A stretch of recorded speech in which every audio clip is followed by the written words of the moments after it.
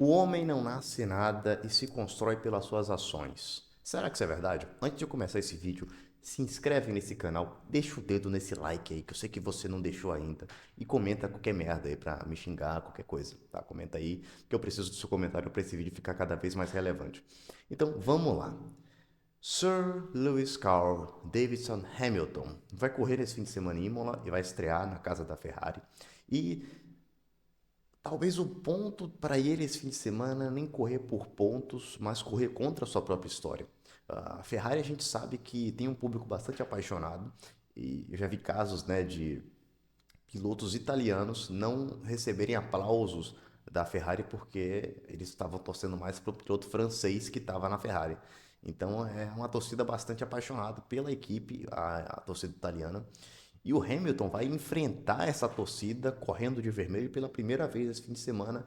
E ele vem de uma temporada muito ruim, tá? O Hamilton vem sofrendo ah, por performance, não é nem por azares, etc e tal. O Hamilton não tem encontrado performance. No seu melhor fim de semana, que foi China, em que talvez ele tenha corrido de fato melhor do que o Leclerc, ele ainda assim fez menos pontos no fim de semana. Então é complicado, né, a situação dele. E ele chega aí, mola bastante pressionado e protagonizando, sim, eu acho que em partes, ou a maior parte da culpa foi dele, um vexame em Miami, né? Ele passa o Leclerc, enquanto o Leclerc estava poupando o pneu, chega na frente, não tem ritmo, a equipe manda destrocar a posição, ele fica irritado no rádio, chorando, fazendo piadinha, porque não gostou, mas o fato é que o Hamilton não tem encontrado um bom ritmo, e então esse fim de semana ele chega com essa pressão extra para Imola, porque de fato ele não tem entregado um grande desempenho, e a torcida de tifose, ela é um grande catalisador da sua temporada se você tá na Ferrari. Ou ela vai te jogar lá pra cima, tipo a torcida do Flamengo, sabe? Ou ela vai te vaiar e te jogar, te afundar ainda mais em desgraça. Então, assim, o Hamilton também deve ter, com certeza, sobre os ombros dele, o peso de ter que provar. E eu acho que até a saída dele da Mercedes e a ida para a Ferrari envolveu isso, provar que ele é de alguma forma maior do que a estrutura que o sustentava. Ele não é um produto de um carro dominante apenas, mas ele tem esse algo a mais. E na Ferrari ele não consegue provar isso ainda. É a primeira vez que ele está com um motor diferente do Mercedes, primeira vez depois de quase de 10 anos, né, dentro da Mercedes, depois de 11 anos dentro da Mercedes. Então a gente tem que sempre levar em consideração também esse período de adaptação. Mas será que o Hamilton vai dar a volta por cima? E eu acho que Imola vai ser, na verdade, um divisor de águas para muita gente. Tende a ser, historicamente, na Ferrari. Então, estou ansioso para ver o que é que a gente vai ver desse nosso queridíssimo piloto britânico, que é o maior recordista de tudo na Fórmula 1, praticamente de todos os tempos. Então, vamos lá. Agora falando um pouquinho sobre Durham e Colapinto, tá? Essa é a estreia do nosso Franquito nesse fim de semana. E sobre o Durham eu queria falar um pouco. É porque eu comecei com essa frase, acho que foi do Sartre essa frase, que é: o homem nasce nada e se constrói pelas suas ações.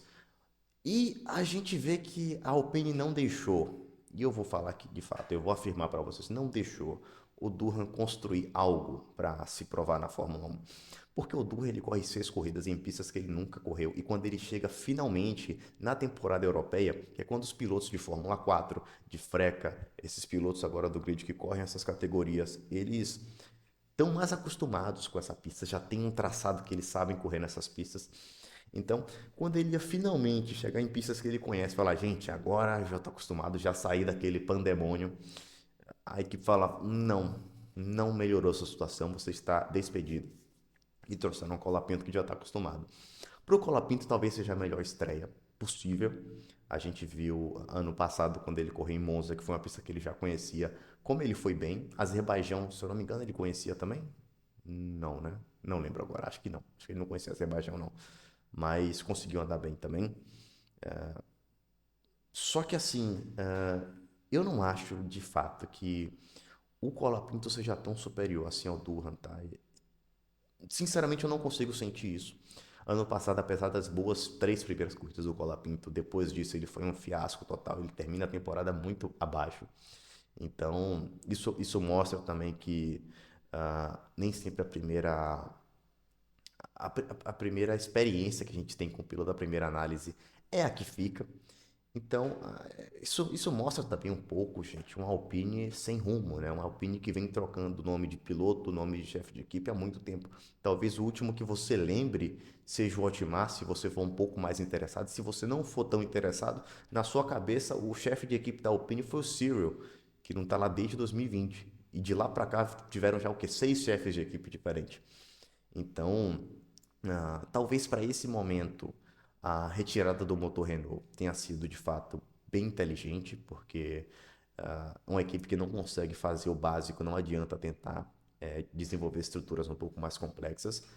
E além disso, a vinda do Briatore, que é uma pessoa que eu não gosto, tá? Até por conta dos escândalos dele com o caso do Epstein e o caso do Nelsinho também.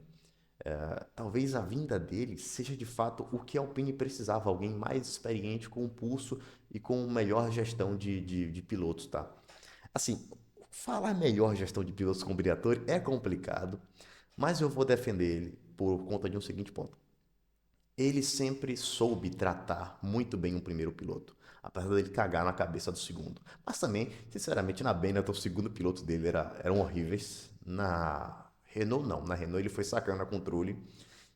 E o Fisichella também não conseguiu entregar bem. O Fisichella talvez seja um caso parecido do Pérez, né? Em equipe de meio de pelotão é muito bom, mas em equipe de ponta esquece. E, assim, pelo menos o Briatore tem esse bom histórico com a gestão do primeiro piloto. Então, vamos ver como é que ele vai lidar melhor com o Gasly. Vocês viram que, a partir do momento que ele começou a tomar posições mais importantes na Alpine, o rendimento do Gasly cresceu de forma exponencial.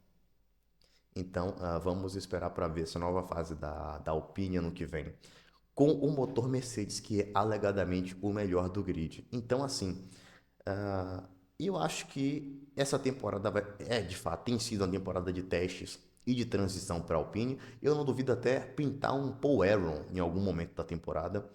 Então, eu acho que é uma temporada bastante experimental, porque eles sabem que ano que vem eles vão ter um carro bom, aparentemente, e um motor excelente, o melhor motor do grid, num um regulamento que prioriza mais o rendimento dos motores. Então, é um pouco triste, né? A gente vê que, bom, um talento que é um bom piloto, Durham, o Colapinto também, o Poeron também, vão ficar passando por esse liquidificador humano, esse caos completo no início da sua carreira na Fórmula 1. Mas a Fórmula 1, gente, é um esporte que não tem memória emocional, tá? Então, você pode ser o protagonista da sua vida, mas você é cortado do papel no na primeira oportunidade que aparecer. Então não adianta choramingar. Mas é isso que eu queria falar com vocês. Estreia do Colapinto esse fim de semana. Escrevam aí nos comentários se vocês acham que foi a decisão correta cortar o Durra antes de começar a temporada europeia. Se vocês acham que o Colapinto é muito melhor do que o Durra. Eu acho o Colapinto melhor, mas absurdamente melhor. Ou ao ponto de, sei lá, pontuar com alguma regularidade, eu não acho. Então, escreva aí nos comentários o que vocês acham dessa troca e também o que é que vocês acham da temporada do Hamilton até aqui e o que Imola pode significar para ele. Eu acho que a pressão aumenta e nessa pressão eu acho que ele vai deixar a desejar. Então, é isso. Se inscreve no canal, comenta, curte o vídeo, por favor, curta esse vídeo, pelo amor de Deus. E é isso, até a próxima, pessoal.